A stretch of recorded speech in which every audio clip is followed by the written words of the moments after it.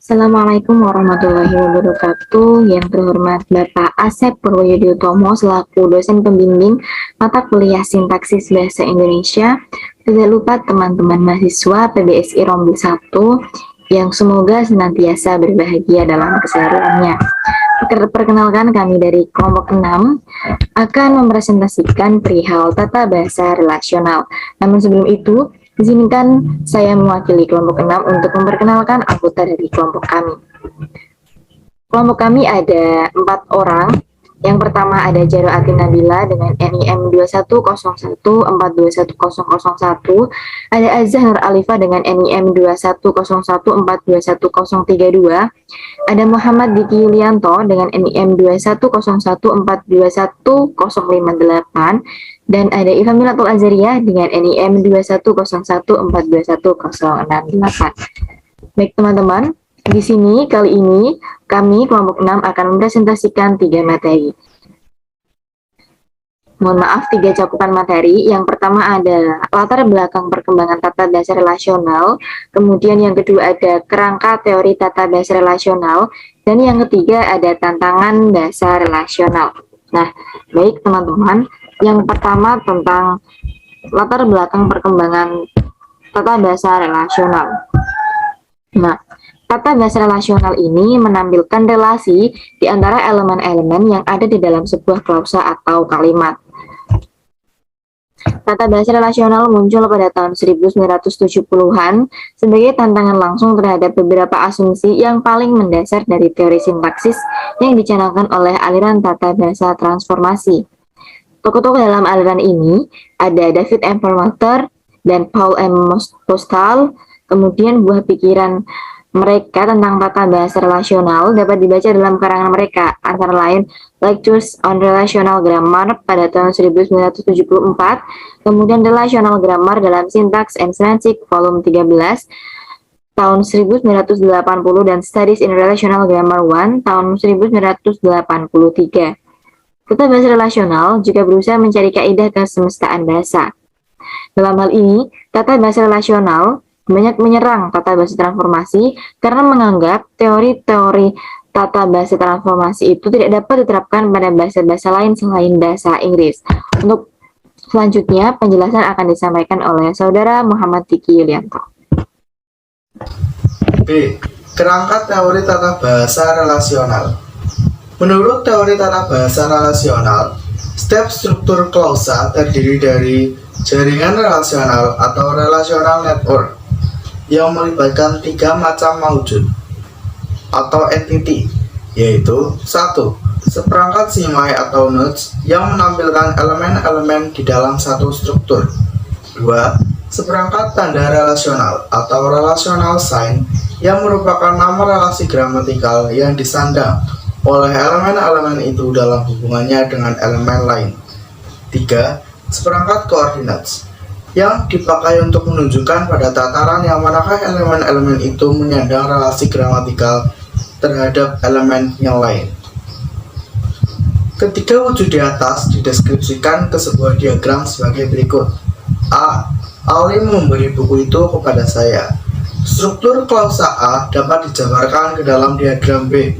Klausa tersebut mempunyai 3 buah nomina dan 1 verba. Masing-masing saling bergantungan satu sama lain dan masing-masing membawa satu relasi. Nomina Ali membawakan relasi subjek dari. Nomina buku itu membawakan relasi objek langsung dari. Nomina saya membawakan objek tak langsung dari, sedangkan verba beri membawakan relasi predikat dari atau relasi P. Huruf C melambangkan tataran sintaksis dan angka yang menyusul huruf C dimaksudkan untuk menamai jenis tataran tersebut. Tataran sintaksis ini oleh tata bahasa relasional disebut stratum. Relasi gramatikal yang dilambangkan dengan angka 1, 2, dan 3 memiliki kedudukan khusus. Ketiganya disebut suku atau terms. Terima kasih Muhammad Diki Yulianto atas penjelasan yang telah diberikan.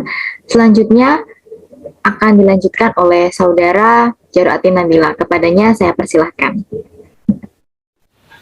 Baik, di sini saya akan melanjutkan pemaparan materi mengenai kerangka teori tata bahasa relasional.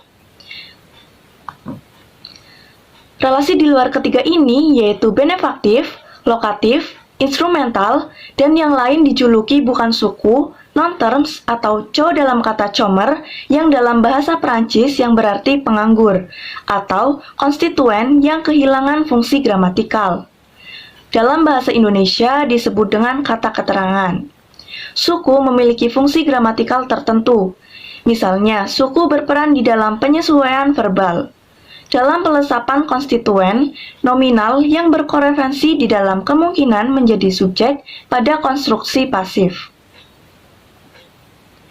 Menurut Perlmutter tahun 1983, salah satu keunggulan tata bahasa relasional yang belum dicanangkan pendahulunya, tata bahasa tradisional dan tata bahasa transformasi, adalah penemuan teoritis mengenai relasi chômeur. Objek tak langsung tidak begitu memperoleh perhatian khusus di dalam tata bahasa transformasi.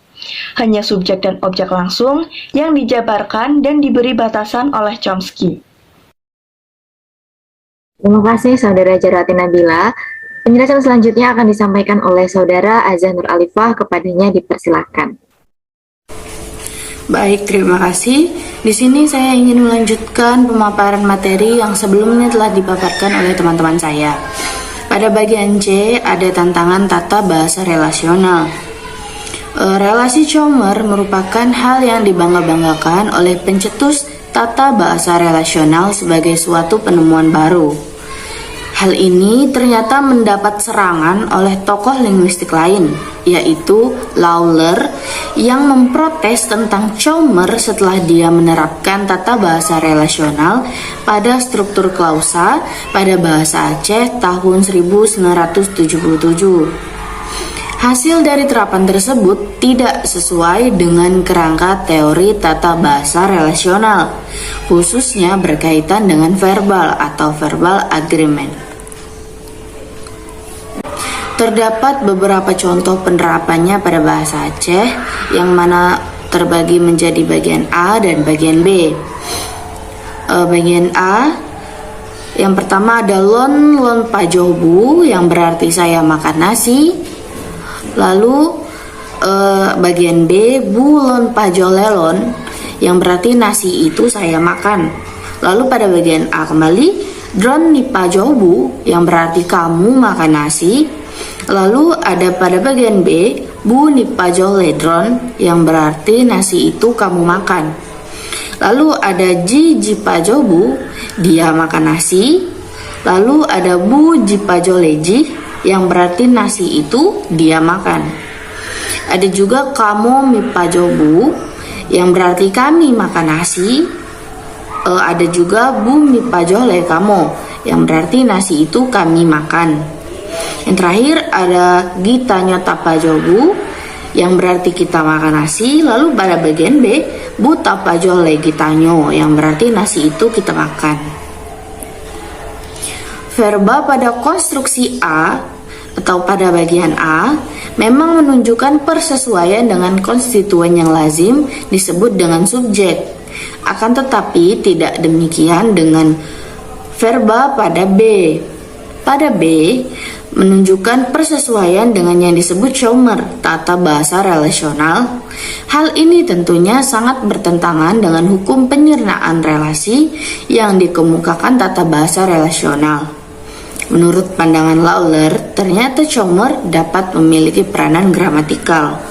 Menurut Kaswanti Purwo dalam Darjo Wijojo dalam Suhardi halaman 64. Terima kasih, saya kembalikan kepada Iva. Terima kasih Saudara Azza Nur Alifah atas penjelasan yang diberikan.